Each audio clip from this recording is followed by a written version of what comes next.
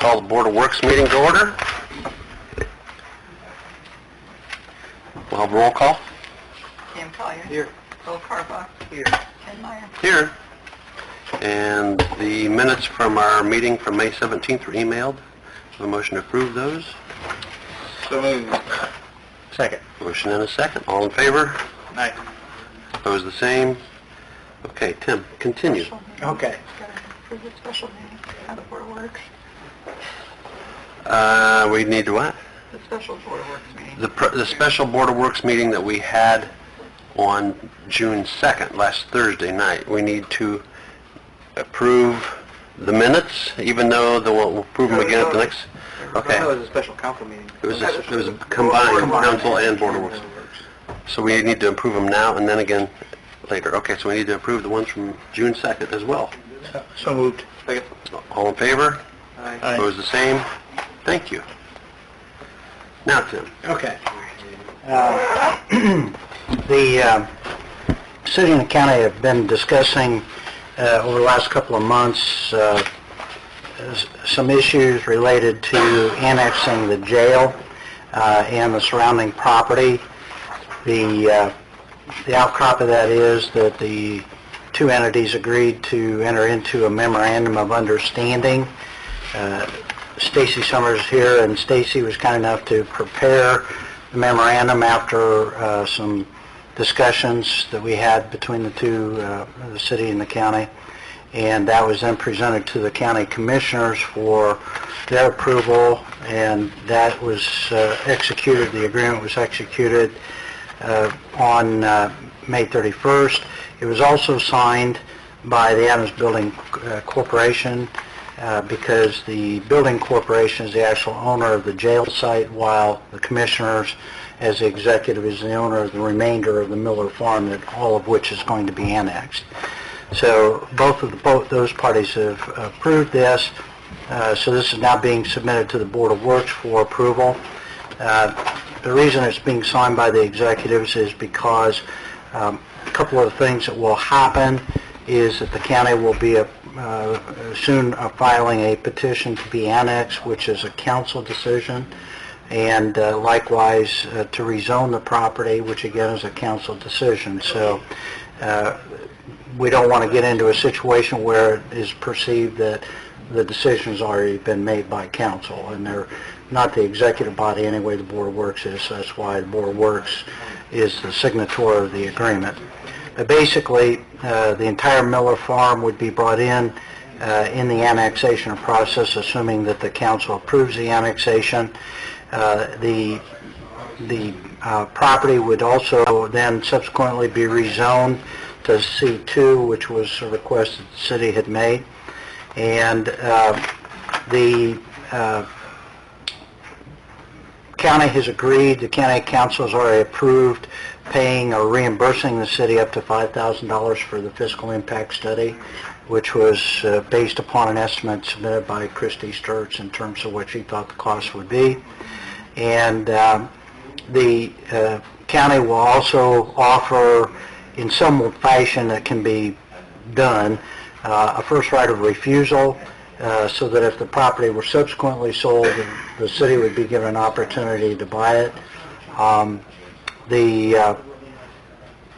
There's also the possibility that at sometime in the future, easements would be needed for utilities, possibly even a road that would connect Winchester Street and County Road 100, and the county and the city acknowledged that they would work together to cooperate on that.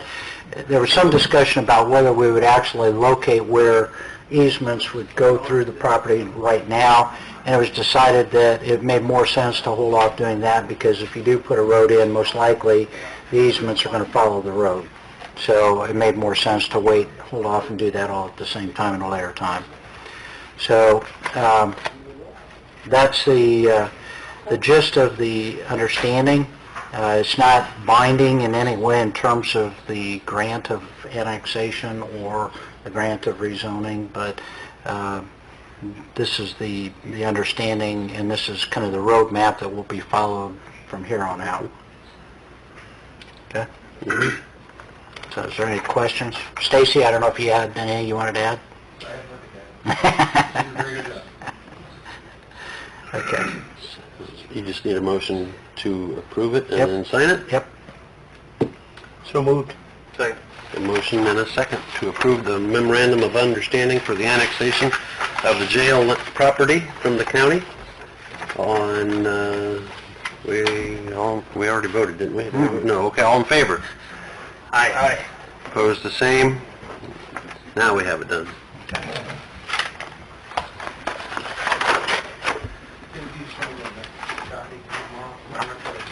Okay. Okay. Yep. See you, Stacy.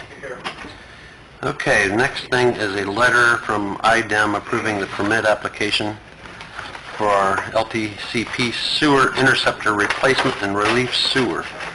We need to approve it and make it a matter of record, correct? Is that right? This is- Made a matter of record that They accept everything as we... They have approved our permit, our application, we just need to make this a matter of record. So moved. Second. Motion and a second, all in favor? Aye. And opposed, the same? Motion's carried. Check that off. Jeremy's not here yet. Les, you're up.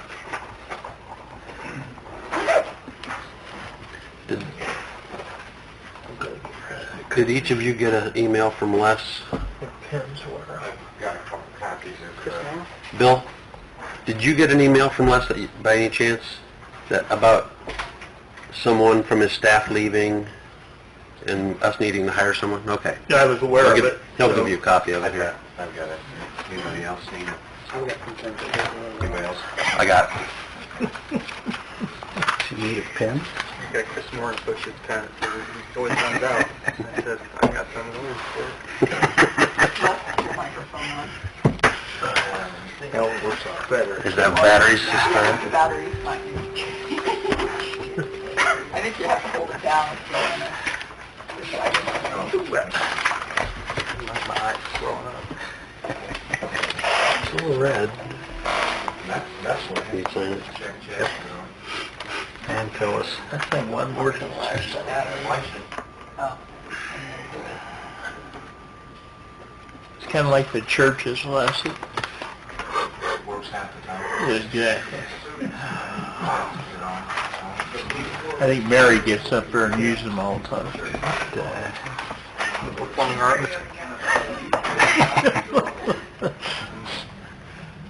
Somebody's up.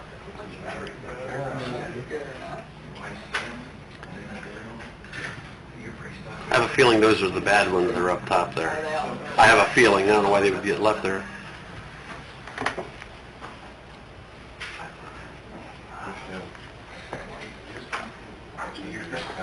Yeah, that's pretty good coffee. Thank you. I can't say that I made it, but I picked it up. So I have to cool it off. I can't drink it when it's that hot. I got in here early and sabotaged it.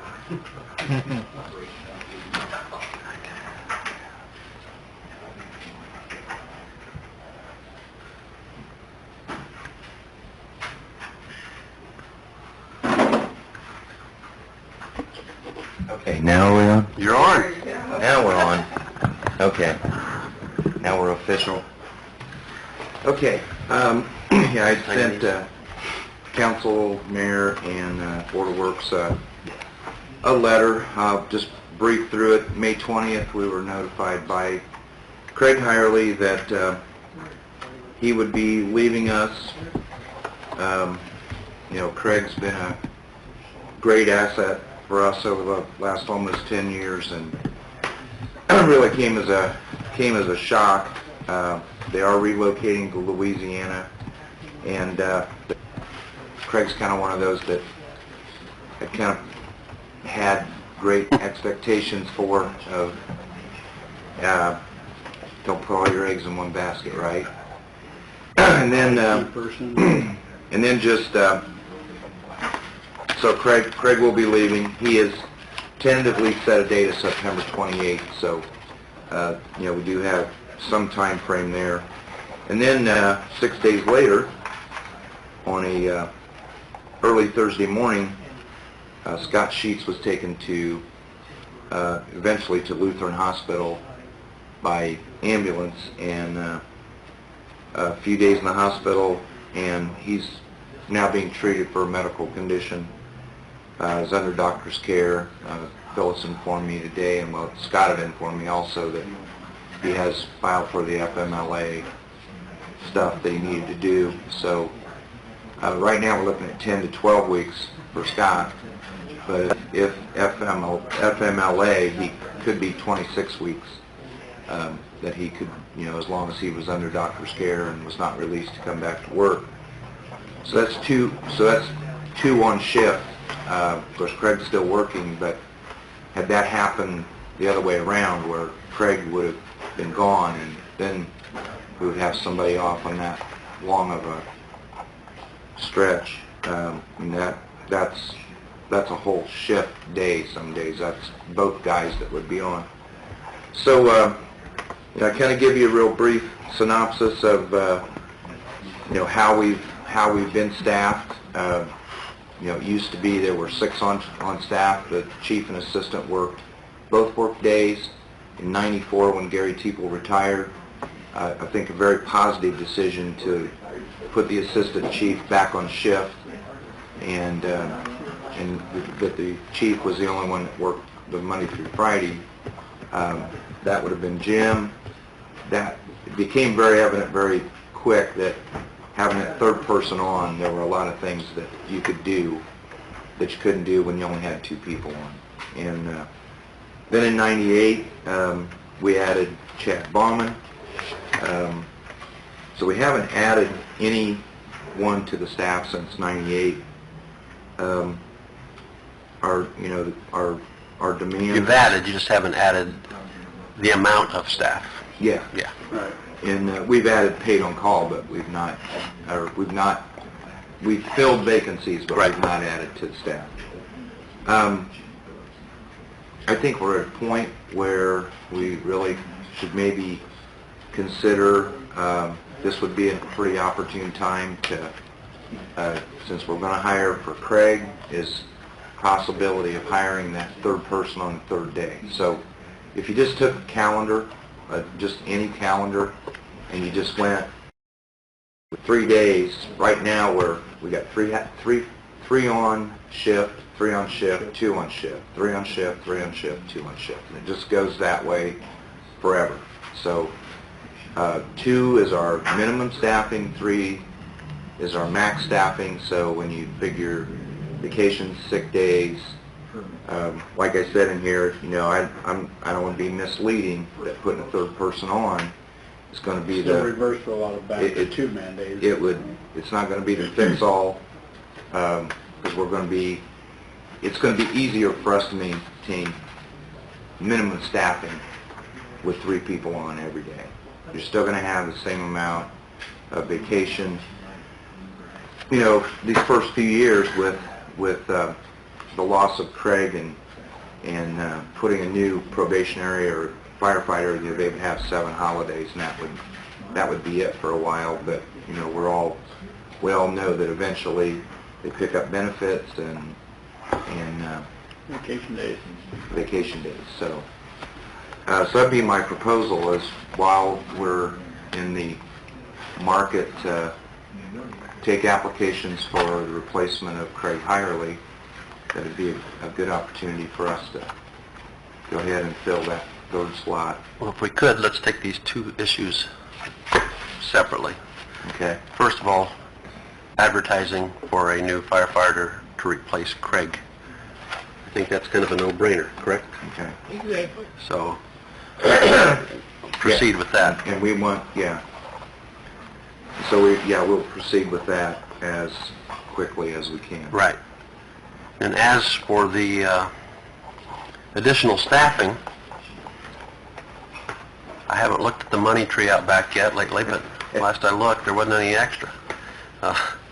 So, Cam and I talked a little bit today, and I think the topic that we want to kind of discuss more so than anything is LOIT funds. Yeah, I mean, I think I just happened to stop in there about another issue and caught less on, I don't know, I owe him a sandwich because I kept him through lunch. bad timing or good timing, however you want to look at it. It was good timing for me. You fed him? No, No, I'm going to, because I I missed lunch. cheated him out of a lunch. All I wanted was 5 minutes, and I got 2 hours. But And we had already eaten, I've been there, so... done that. but it became very evident. It wasn't so much. I mean, there's a lot of areas that we covered, but just looking at the calendar and seeing 332, understanding what minimum staffing, understanding what's required to take a fire truck out, understanding their inability to support first responder calls that the EMS, not dispatch, but request by EMS to support that they can't do on a 2-man day. So to me, it's very clear, but I think, because it's not just a cost to the general budget, it's a cost to the, obviously, perf, and with fire and police, it's not just while they're working, it's forever. But I think the answer lies in Lowit somewhere.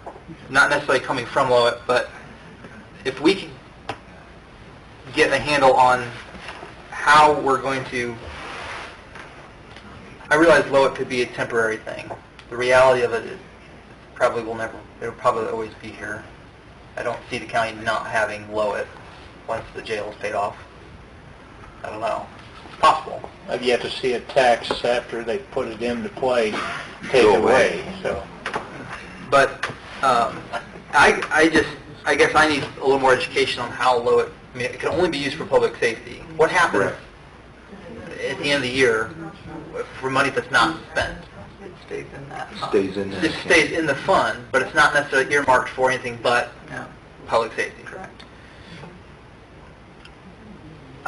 I realized before, and this may be maybe it's not possible. We kind of approached it from a, what is it that you need, how much Lowit do you need this year?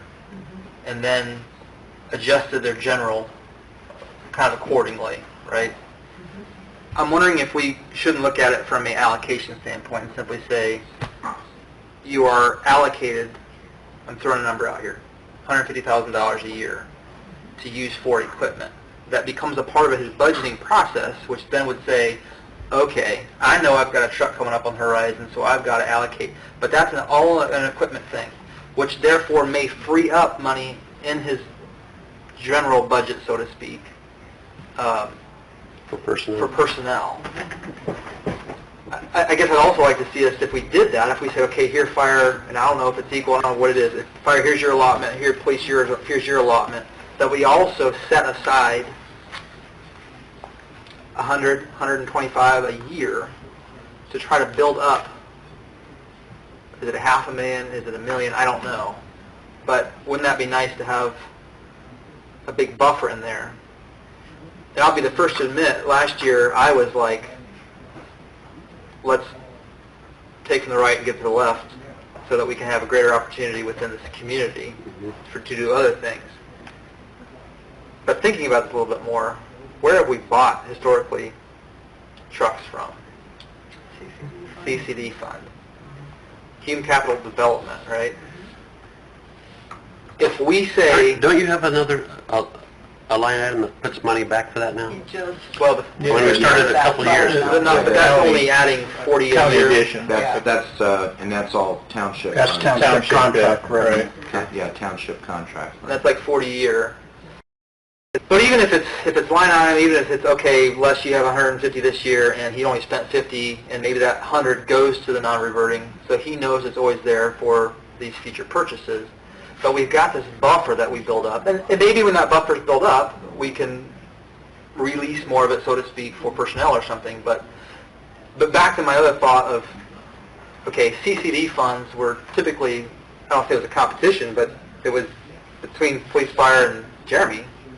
But now that they have Lowit, we can kind of reserve that, and so it does balance out. I mean, it is more freedom on the rest of the city side, utility side, or operations side, that it would almost have to be an agreement that we are not going to spend that money for public safety, because we have Lowit.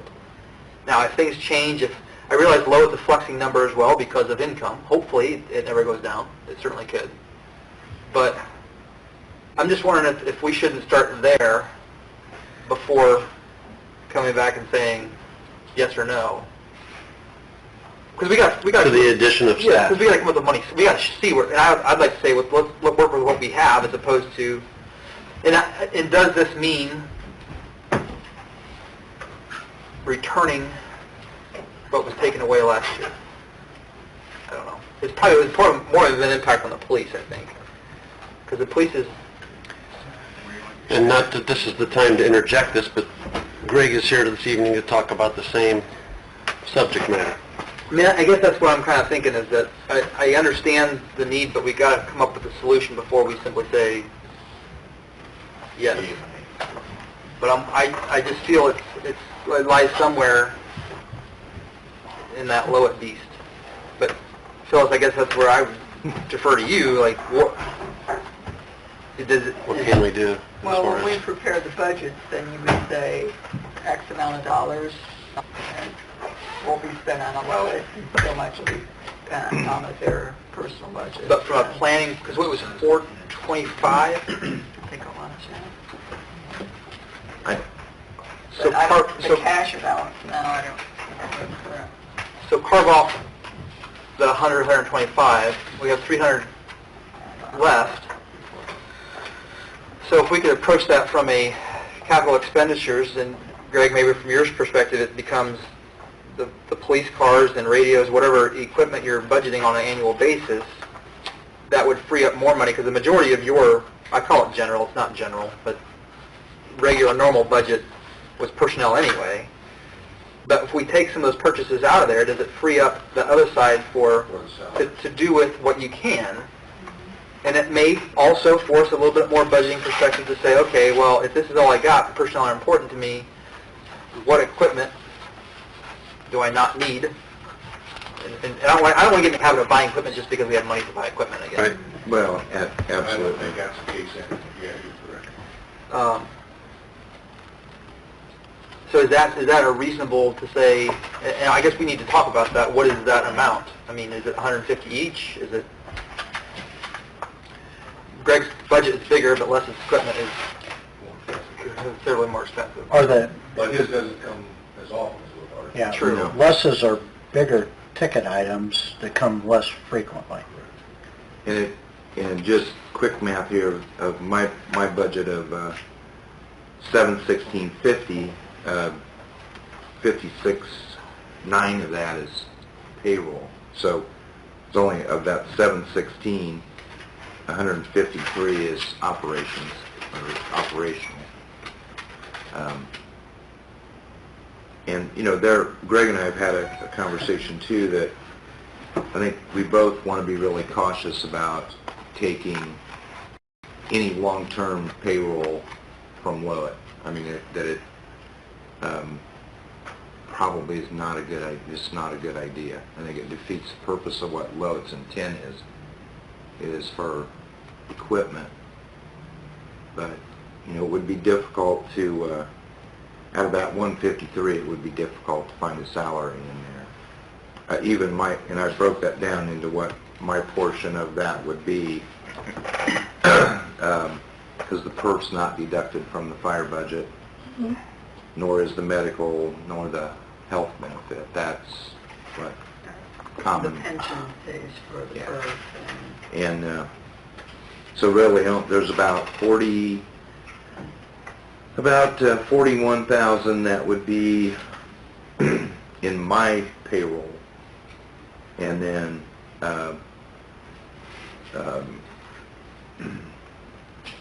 the equipment and training would already be, those would already be in budgetary. So it's split over common councils, or not common council, but wherever the benefits come from.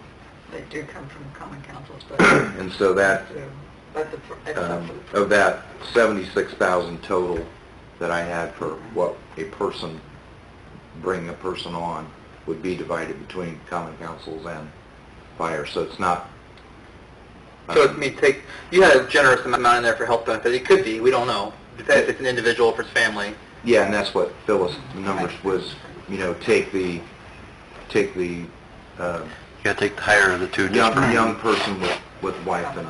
Is the equipment and training, that $5,500, is that, That's including personal protective equipment and... it's not every year? No. It's a startup cost? No, it would be startup cost. Now, the 900 uniform allowance, it would be an annual, basically wages and benefits, those would be annual, and the per physical would be a one-time, that $1,000 or $1,200, and protective equipment would be a 5 to 7 year, but that's already figured in an account that we're replacing equipment on a schedule. 10 sets a year ago, So- we're trying to buy for turnout gear, so it's not hit all at once. So if we hit 5 or 6 of those, 5 or 6 sets a year, that person would just cycle right into that. So it wouldn't be an annual cost. It would be a 5 or 6 year operational cost. And then hiring from within our paid on call staff or from another volunteer department that follows our guidelines for firefighter 1 and 2, because that is a state statute now, is that anyone we hire career has to be certified at firefighter 2 within a year, within that first hiring year. So hiring from our own that are already at that level, or a volunteer from another department that's at that level, saves that $1,000 to $2,000 training cost too. But if we hire somebody off the street, that is a cost, because we're still restricted in training now that we can't do that in-house. We've got to use Southwest Fire Department's burn chamber, and the skills have to be checked off, and they have to be done by certified instructors. So so some of them costs would go away. But there's annual. If we hired with him. Yeah. So There's nothing that says we can't use Lowit funds, part of them, for payroll, is there? Well, Love made the comment that he didn't think that was a good idea. I understand that, but idea and, Theory and reality. yeah. Well, and I think, in fairness to Greg, we've had a conversation that that it would probably not be in our long-term best interest, but that's... Phyllis, is the entire amount of Lowit dedicated to police and fire protection? It's not like this one-time distribution we recently received where a certain percentage... Right. Okay. It's our percentage of the county's.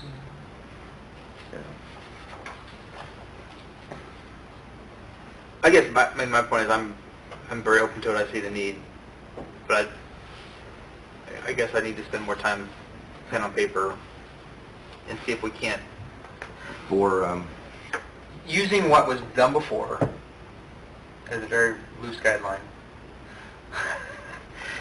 and maybe revisiting that to say, okay, instead of only dishing it out of Lowit for what you can identify now, start from a allocation standpoint that says, here's your number, work this into your budget, and whatever that number is, would, in a sense, free up dollars on the other side for personnel.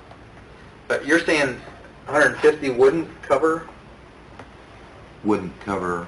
You said something about 153 would not cover personnel. Is that the... no. For equipment.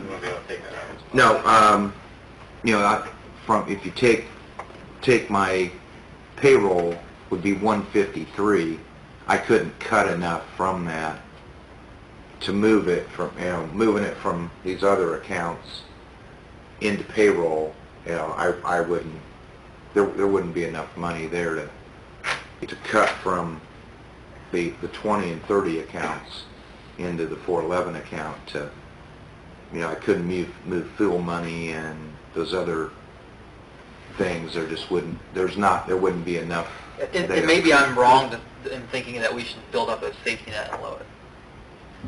Maybe that's, No, I think we could. but what's that number? Maybe it's not $1 million. Well, maybe and- it's $500,000. In our conversation the other day, I think, I don't know how everybody else feels about the 5-year plan that we got, but I think it would, to look at it now, I think we just identified kind of a wish list, and she plugged it in, and if I were to look at that today, Well, I don't think enough time was spent. well, yeah, looking at that. and I think looking at it today, I think, like Greg and I have talked, is I know my items are big ticket. I mean, if I didn't put anything in Lowit for the next 2 years, there's really nothing that I could identify that's an immediate need that I couldn't bank that. And I like the idea of working from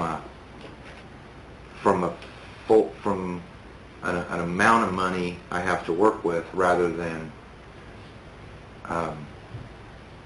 Tell me what you're going to spend this year out of this budget. yeah. I think that's maybe what we want to do, is go back to the last 10 years and see just what the largest amount of money you put into equipment, for example.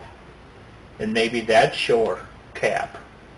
In other words, That could give you an idea, but what I'm finding out, just like with the police department, I can't speak for the fire department, but we're getting more and more technologically based. So the equipment is constantly going to go up, whether it's in numbers or whether it's in costs or prices. And along with that go the training for, the qualifications for, and that, it's all a trickle-down effect. It's like, you can't do these things without the personnel to do that if you're going to get any kind of quality of performance. I'm really expecting like to be like a large city, but there are certain requirements that we need, whether it's certain amounts of training, along with that technology that make us do or help us do our job better. well, I like Cam's idea I as do far as too. putting a cap someplace, but I just don't think you can grab at it. I think you need some type of a concrete base to say 200,000, 300,000. I mean, we have to, you guys have Well, to no, determine that. I can't disagree. Yeah, I mean, I understand that portion of it. I like the idea. I haven't talked with Les about this. This is just my own opinion, but I like Cam's idea in the respect that if we can allocate towards equipment to free up other monies to help us in Oh, sure. what other areas, as long as those aren't taken away. But I think from year to year, whether you base it on how much you're going to allot this year, it could change next year, depending on what we can forecast that we're going to need.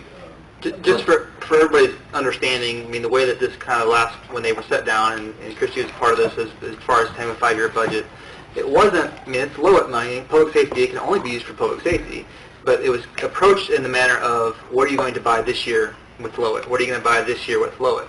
So if Les only comes up and says, well, I only need $80,000 this year, there's a bunch of money left over in Lowit.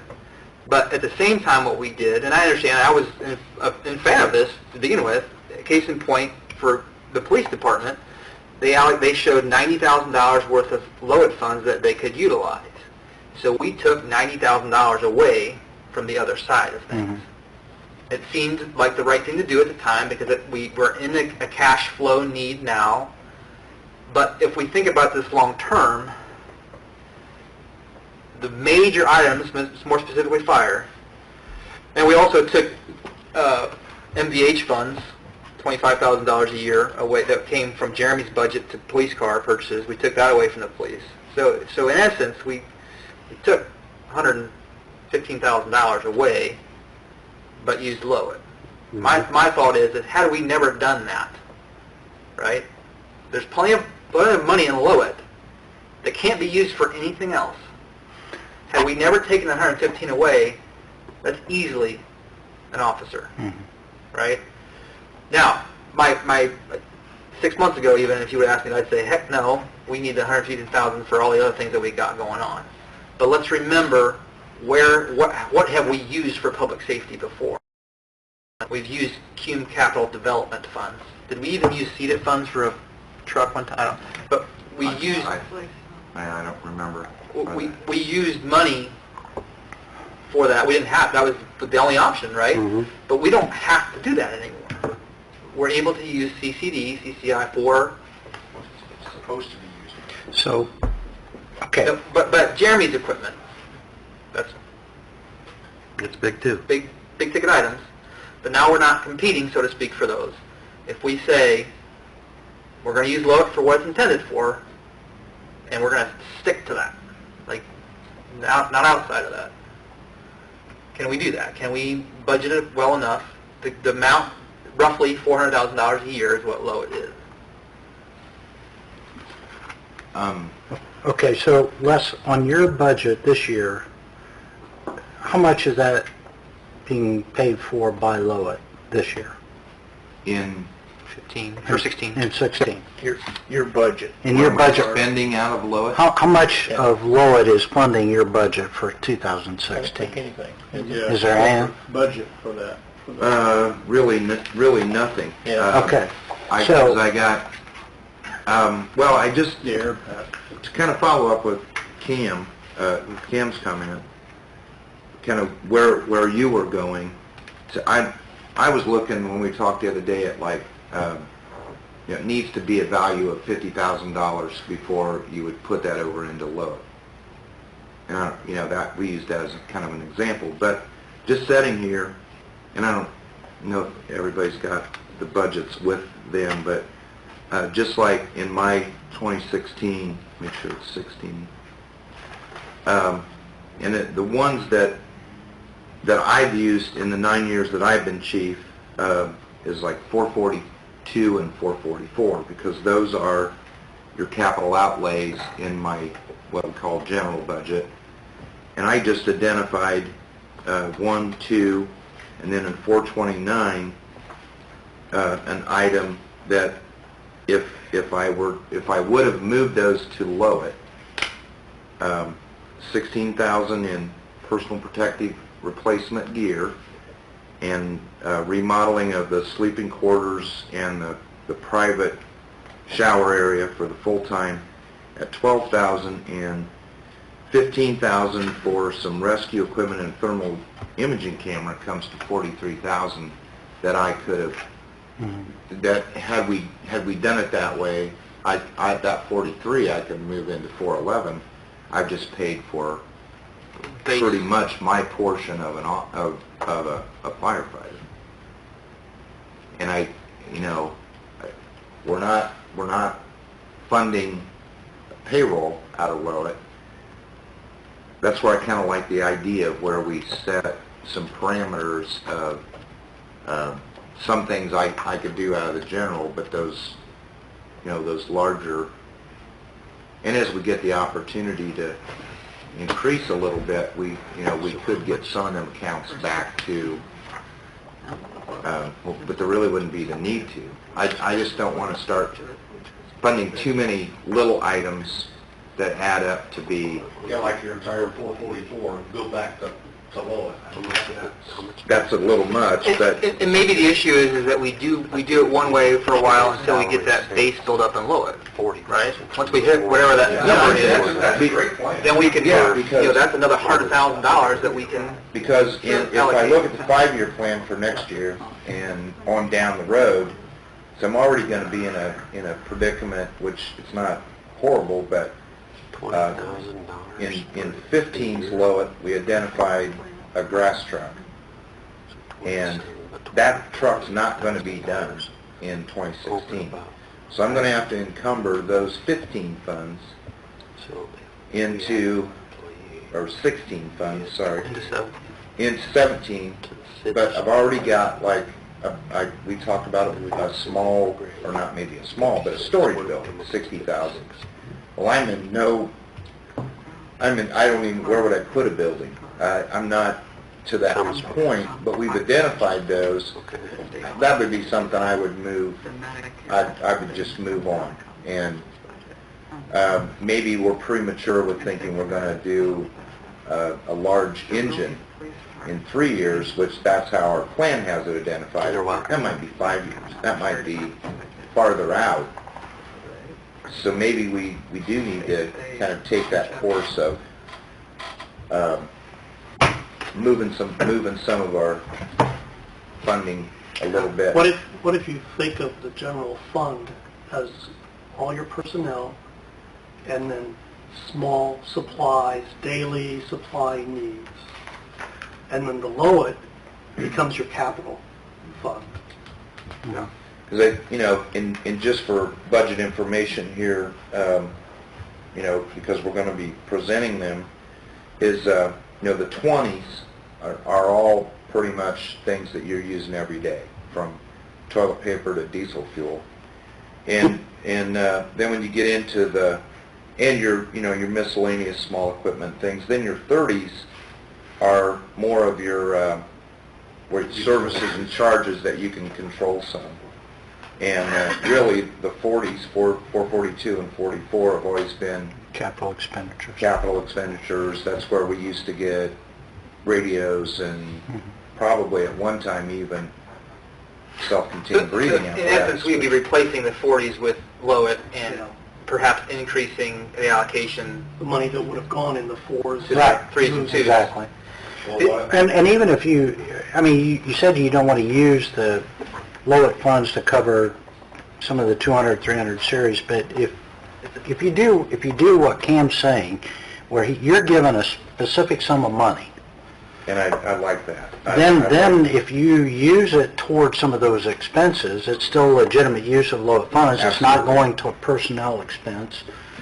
So then, like, for example, this year, Les, your budget is primarily being funded through general funds, correct?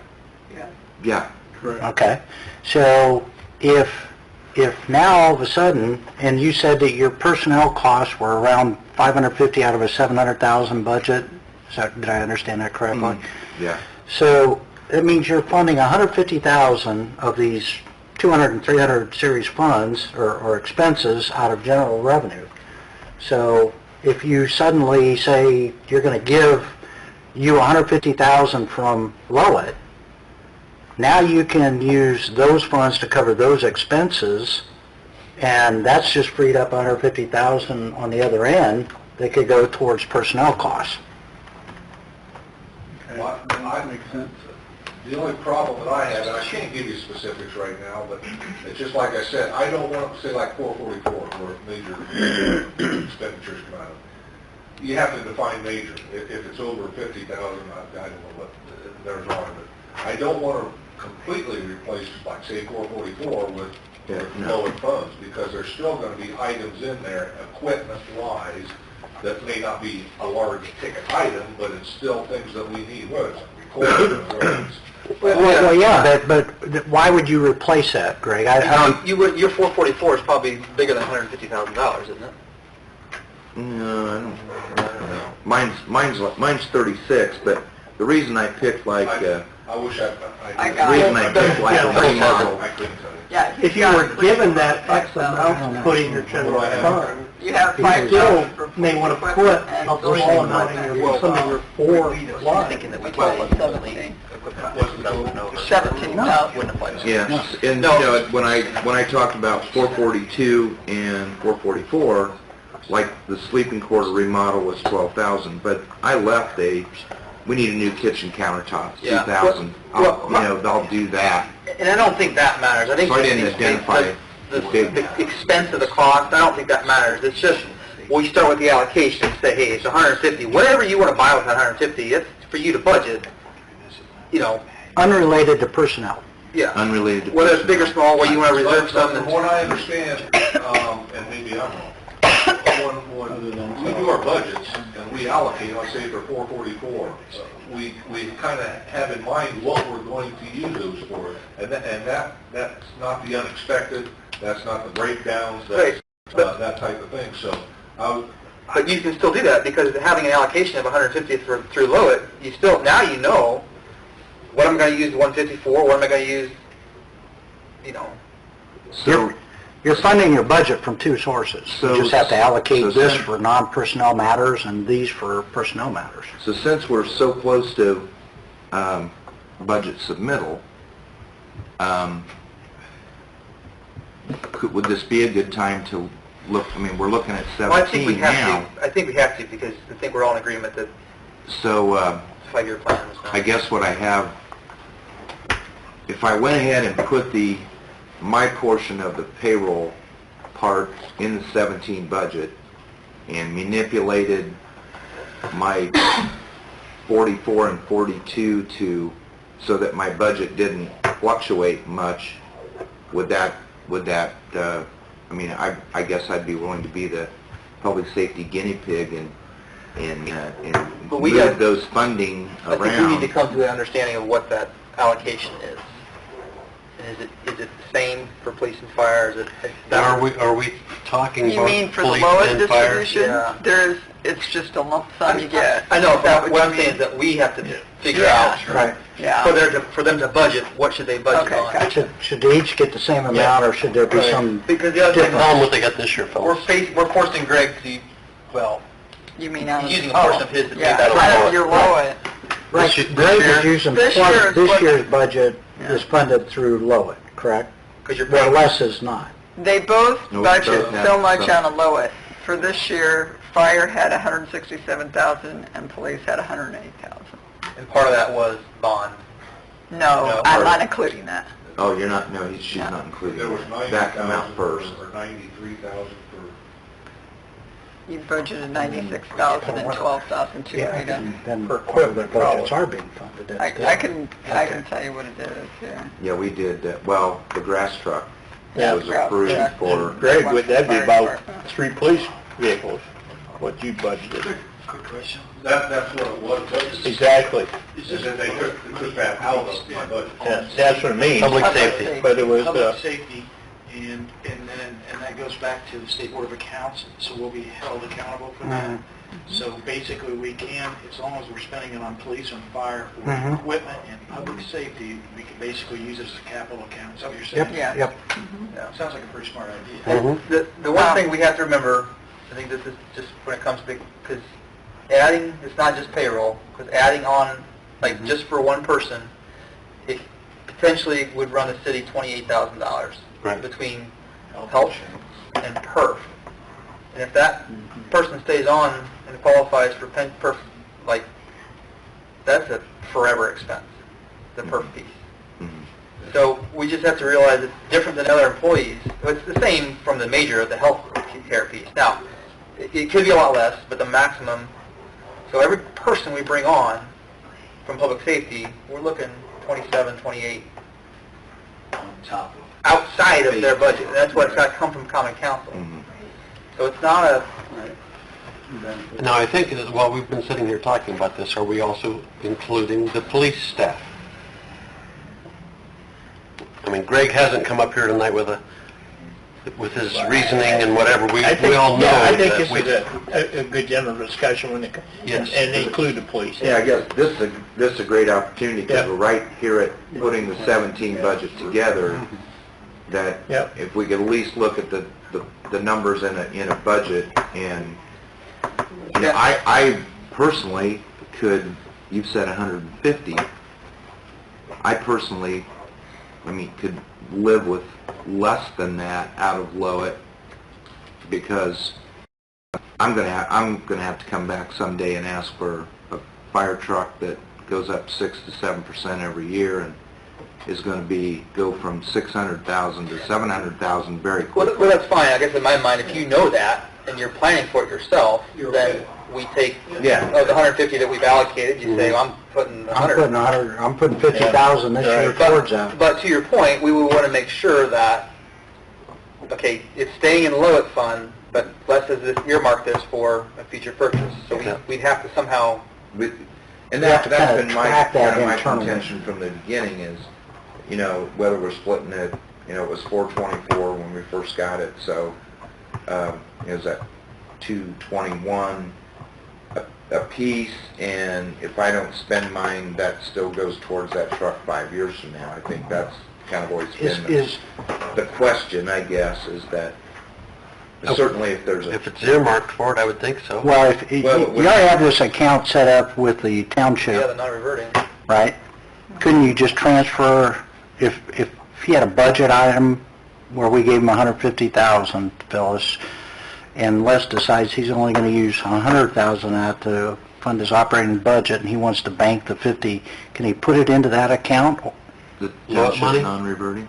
No. So then internally, you're going to have to kind of have, Yeah. it's going to have to be... Use it for fund back in the... And it has to be set aside in that fund. Lowit fund. Yeah, you just have to Just like track the it. regular, the general budget. Right. If you don't use it, you lose it, and it goes back to the... Okay, but I guess my point is, if Les is saying, look, I'm going to budget it in a way that I don't have to use my whole allocation because I want to save part of that towards this big expenditure 5 years out.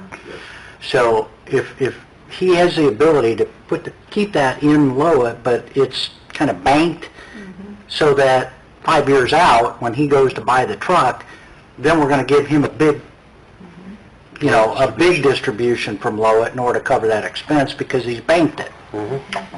So, But you have to know that up front. I understand. All right. And I mean, it would just be as simply that I'm not going to pursue any capital or major capital expenses and put it back toward this large purchase 5 years from now. So, I think that was, we kind of got caught off guard with Lowit because it was like all of a sudden here one day it was, and I don't think we were Well, I think everybody... really well prepared to manage it, I guess. I think we all kind of are in agreement, we like this idea. Well, And- yeah, so, Just know how to manage it. Right, I think For that me, as the two of you work on your budgets, maybe work closely with Phyllis, myself, even Tim, so that we can, so that so when we for me to present put it, yeah, because this year with Craig it's actually going to be a savings because right, because he's got, the probationary is going to come in of somebody that's got longevity. how many years was he on staff? 9.5. 9.5 years. It will be right at 9.5. But, But I would like to explain a little bit about where I'm at with Sure. employment too. So- Come on up, pull the chair up here so it's recorded. Once Yeah. it's done, I mean, I don't want to... yeah, go ahead. I think November Craig would have 10 years. I think it's November, or no. I mean, I would... He's I didn't January tell 1st. anybody anything, but, I just kind of wanted to explain a little bit about... Briefly about it. And these are just figures. While Greg's handling those things, just one thing, I feel kind of, we're kind of at a juncture here where, I'm probably looking at 4.5 years, and I'm not sure, with Greg, but I guess to protect the fire department a little bit and the police department is, right now, we get along, two department heads that get along. We can have discussions, what happens most of the time, what happens 5 years from now when, that was my money in Lowit, and, you come in and you sold your project better than mine, and you got it all. Yeah. They serve at the pleasure of the mayor. I think that's... And then the mayor finds somebody who will Yeah, work with the other one. guess what? We have a built-in referee. Council members, Well, I see a lot of communities where it doesn't happen, though, but, the greater risk is the council and the mayor changes. And now we've been really frugal, and there was no reward for it, I guess. Just to let you know, the reason that I'm after another officer, and quite honestly, just so it's out there, I'm looking for more than one officer.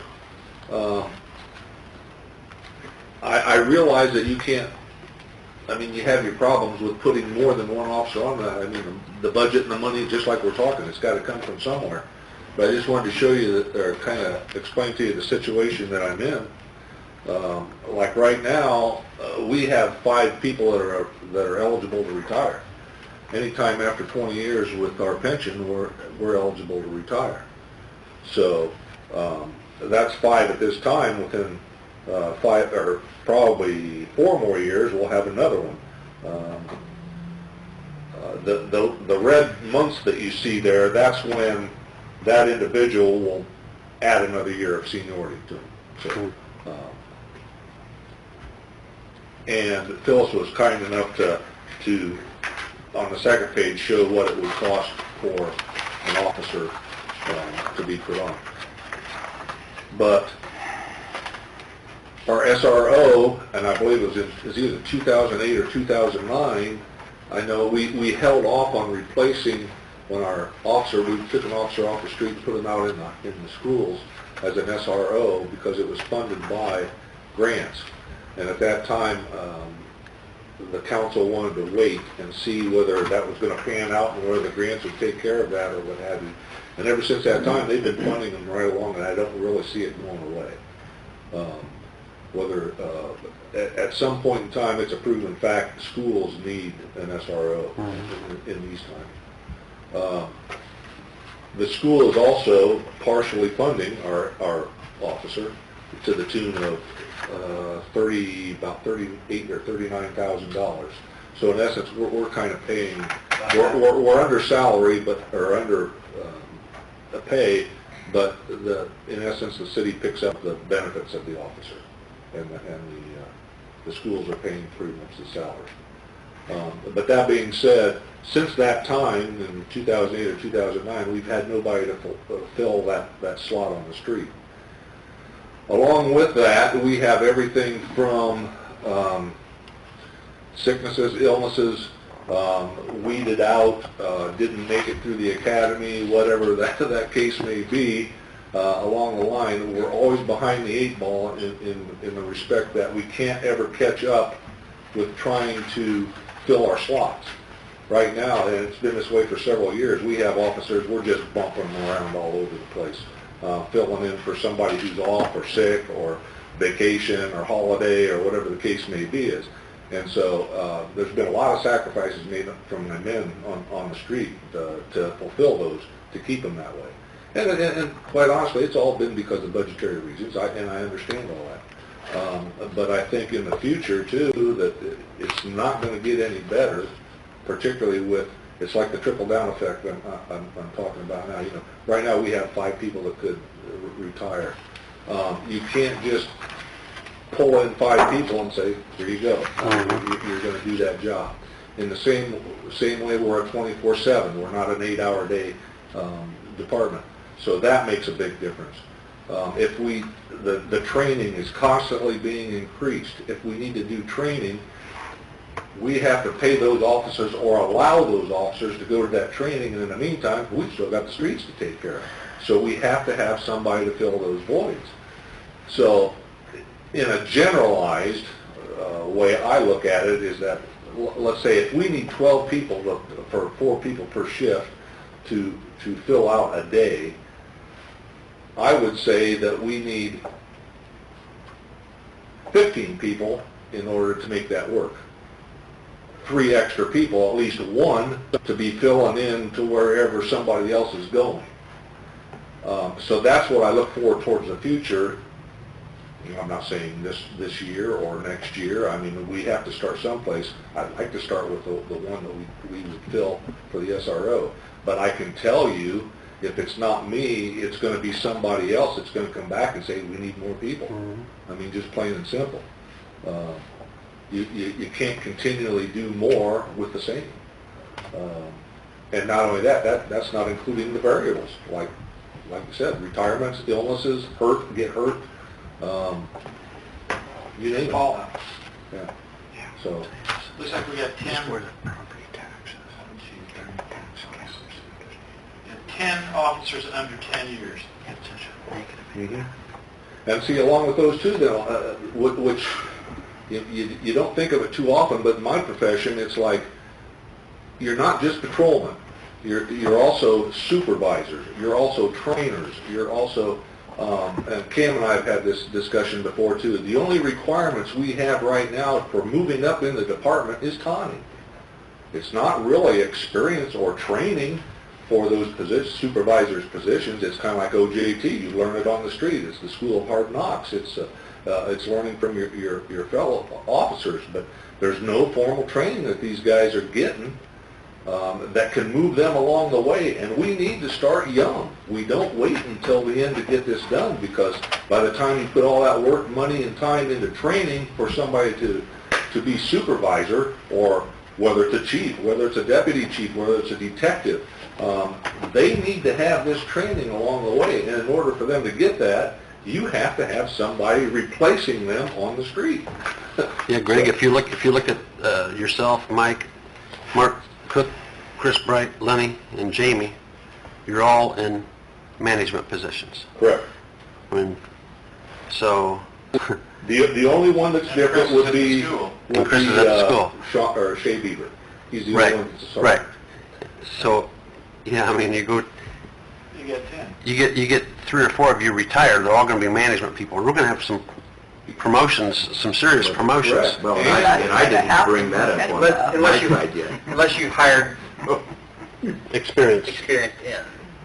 Yeah, and I mean, you can get into lateral training and all that kind of stuff too from other departments and that, but again, depends on what you're getting in. I mean, you know. There, if you hire experience in, there you need Then there's the salaries. higher benefits and salary right now. So it's a constant Indicator. I mean, it's a that, constant juggling. we've yet to get, well, a couple You of know what, times so- ago, we had, But we asked the question 4 years ago, do you want more pay or another worker? And the answer was more pay. So I understand that, but I think the real issue from the get-go has been, I mean, we were overworked, we want more pay, we're still overworked. Well, I don't yeah, think it's that's... never ending. I know it's not a fair question because it will ever go away. if I ask you, do you want more pay or less work, you're going to say more pay. But that's Well- essentially the trade-off. Like, if you got more help, you're having to work less. Well, I think But the pay, also, along with that working less, there's more work as years go on. So sooner or later, it catches up with you. I think the pay came into play, Cam, is when we started seeing some of our officers go to other localities to apply for jobs. That's when the pay came into play. And the pay also comes into play is when you go out and try to fill an officer's slot, when you don't get the real talent that we're looking for and that we have to take and send them and train them. Well, yeah, a good example, and I just happened to do these numbers when I was home eating dinner tonight. At 9.5 years with Craig and experience, that's $2,859 of longevity.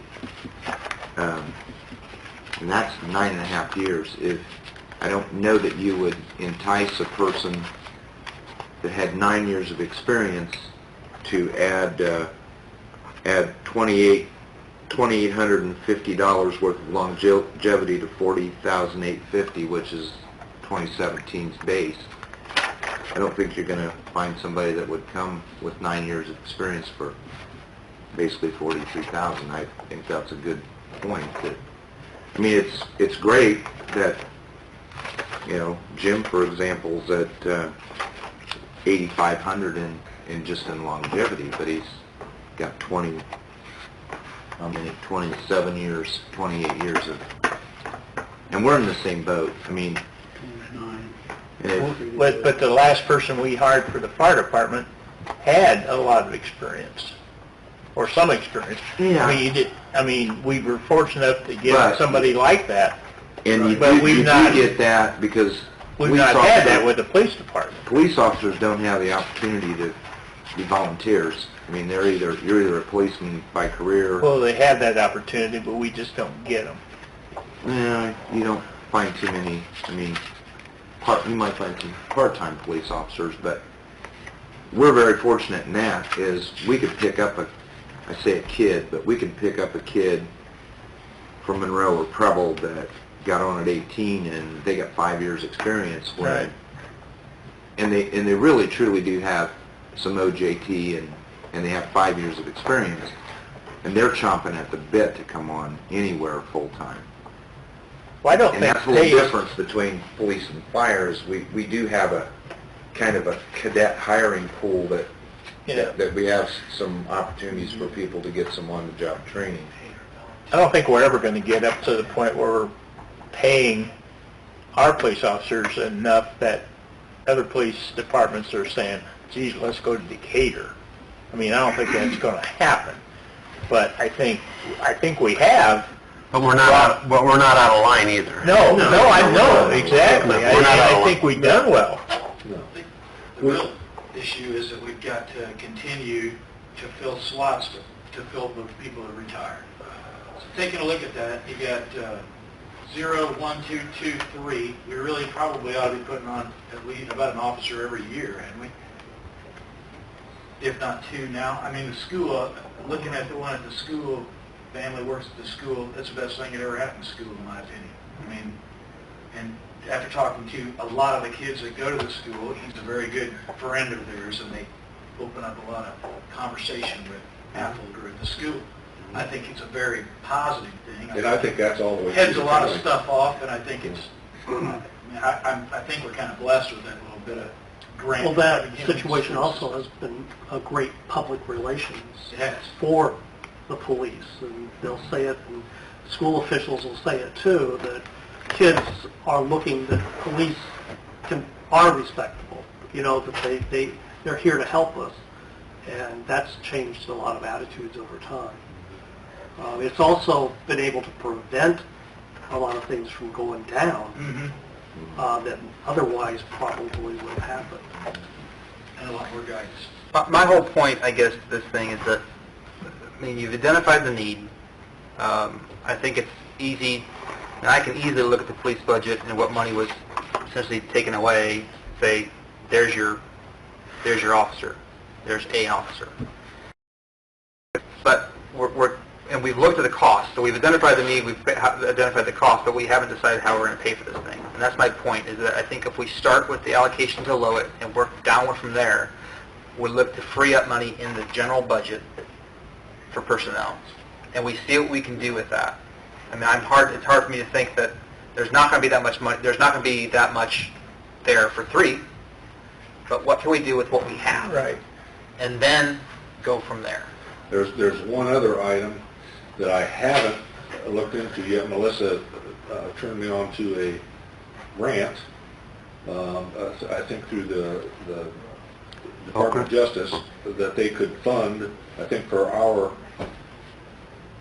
population, it's possible we could hire one for 3 years.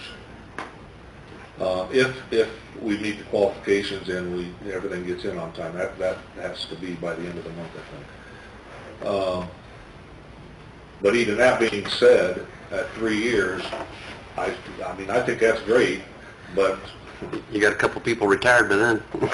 Yeah, and it's not only that, but at the end of 3 years, Yep, then you're back then in you have to that. pick it up where you lose. Exactly, but if it's out there, It's a you might as well, temporary... you might as well go for it, Joe. I mean, And I can't disagree, yeah. that's just like the SRO. I mean, that was a grant That's to correct. start out with, and we decided, let's do it. All I can say is, though, that I there's know, no... but I'm, Yeah, I definitely will try for that, but I would like to have permission whenever we make this decision, that maybe that would be an additional officer that I could get at least for 3 years. And then, you know, in that time frame, maybe we've built up a buffer in the Lowit funds. Right. Where you could release more. Exactly. Yep. You look at the Association of Cities and Towns uniformed police officers, if you look at municipalities of our approximate size, we are on the average a little below, okay? I mean, Angola 17, Bluffton has 20. Right. Columbia City has 20, we have 17. Greensburg 18. We're utilizing 16. Yeah, right. Wabash has 26. Yeah. Locked in. Washington has 20, and those are all municipalities, real similar in size to us. So we are, you know, one short, maybe two. I don't know if their number includes a SRO or not, I don't I know. think you have good direction by identifying Yep. the budget, like Pam. I think what we want to do tonight is to tell both of you to work with Phyllis, myself, maybe Tim, between now and budget time, to plan on an additional staff person for 2017. Are we? Budget-wise. Yeah, I think that's consensus. consensus, But we have to put the numbers to paper to make sense, and that can be done. yes, for right now, for the replacement for Craig. Yeah. But from a budget standpoint, Right. We can get that restarted. at least add For Tracy, the one. one. Mm-hmm. Now, how long, and it's been a while, how long do you really like us to hold candidates over? So we usually bring 3 to the Board of Works. Yep. So, I think 1 with the year? police last time, we've done more police recently than fire. Didn't we have them for 6 months? 1 year or, Oh, I thought we did a year. Was it a year? I'm pretty sure we do a year. because, you know, and I don't, This time Whatever. it might No, be- it You depends know, on I you, think a lot of too. that depends on the It the depends quality on- of the individual that you Exactly. bring. If you have a really good group, Yep. like Correct. our last police group, I mean, that was such a good Yeah. 5 people that we had that we wanted to keep them for long. Right. It's the same thing here. If there's one that's head and shoulders above the rest, and the rest of them Yep. are just out there. then- and, you know, and I'm not trying to, I shouldn't even probably, but anyway, I guess, you know, some concern with, Scott during FMLA, this 26-week time frame under doctor's care, he turns 52 in November. I don't know, he's going to be at retirement eligibility and has the time, and depending on, I'm sure there's a lot of things going through his mind. Yep. I would hate to lose, go Craig, and I guess as long as I know that if I'm at 9, if something would come up towards the end of the year, I could still fill that other one. But I mean, this is only June, and we know we got to hire one soon, and you're planning on hiring another one in next year's budget, so. Is there such thing as a contract? Is there a way to contract somebody for even a 26-week fill? No, Well- because of perf, isn't it? Well, see, I've got relief guys, but the problem is when the economy's good, they're working. So they can only work Saturdays and Sundays. And that's probably a topic for another day, as I do have a couple volunteers from other departments that are, I would say older and mature. They're not too much older than you, Cam, but they're mature, okay? What are you insinuating? They're still kind of young buck shit. You're not going this way anyway. They're still kind of young buck shit. There's no reference to Bill, right? Yeah, so there is a Don't call them old. there is a possibility that, and they actually, the one guy I have in mind works a schedule that would make him available 2 or 3 days a week.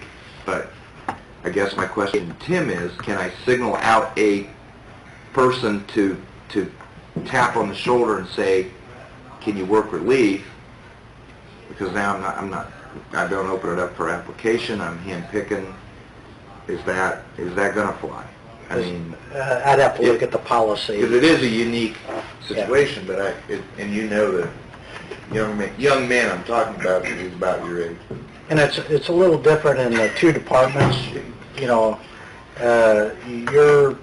You're kind of treated a little bit differently under the statute than other departments within cities, so I'd have to take a look at that to see what I was going to say, If don't we- you guys have it in your own handbook? Well, On yeah, hiring, I mean, how you hire? Yeah, how we hire but But this isn't a hire because it's a... this would just be, and I would really like to be able to sometimes use this guy in relief, because there again we have Wall We're 72 years old, and we're still using him as filling in for part-time guys, so, Yeah. you know. If we could one of you make a motion as to what we're proposing this evening? And then I need to move on because I have two more short items on the agenda. I'll make a motion for, let's go ahead with hiring or application for replacement for Craig, and that both fire and police budget an additional member personnel for 2017 By way of, by way of working on Lowit. yeah. And I don't know what's going to entail if a grant could come through, if there's going to be any more competition. I say you pursue that as well. Exactly. If it's out there, go for it. Unless there's too many restrictive rules. That's what I'm saying. Well, I don't know here for what you guys... Yeah, but if you get someone on that grant, within 3 years, someone's probably going to be gone. And that person can just, yeah. Well, see that, getting back to that, that's why we didn't ever replace the SRO. But Because we have grant money. that was granted, and we thought, geez, what happens if the grant money's not there? But you see, I think if you hire somebody under a grant, I think he has to stay... He'll stay on the grant for 3 years. Yeah, he can't... You address that when that grant's over. That's right. But you still have to retain that person for 1 year, We would. full price, following Yeah, that's what I'm saying. the is that- expiration of the grant. Yeah. Okay, so I have a motion from Cam. For a year. I got a second from Bill. All in favor, aye? Aye. Opposed, the same. Thank you. Thank you, all three of you. Jeremy? So that means when somebody retires, we just don't hire them, we won't hold them on for another year. If that.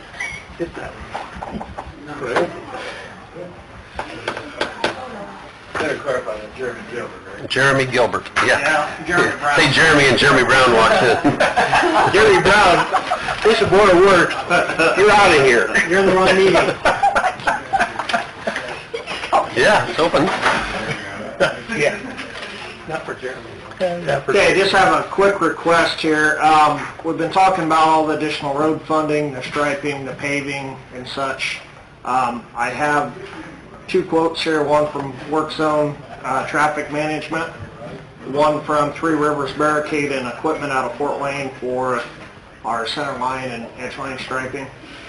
It's been almost 8 years since we've done center line and edge line striping, so it's definitely time to do it. When we stripe, we go with an epoxy paint or epoxy material, so it lasts a long time. You're paying extra, but if you just paint, you're doing it next year. So with epoxy, we've been almost 8 years. Work Zone Traffic Management come up with $44,202.11, which is the high quote. Three Rivers Barricade and Equipment came back to $40,825.03. Budgeted, yeah. And you use them, right? Yes, correct, Yeah. correct. We've used Three Rivers Right. for a long time. Exactly. Timing on that thing, you gonna wait till you get your paving done for the summer before you do all the striping? As soon as the end of next week. Brooks Construction is coming on Tuesday to start doing the first round milling and paving, so they can really follow them up on the first round. I want to get the milling and paving, the first round, and the striping done before we get into the additional low money and stuff, so we're not tearing up the whole entire city all at once. Right. So, Motion? Yep. thank you. Aye.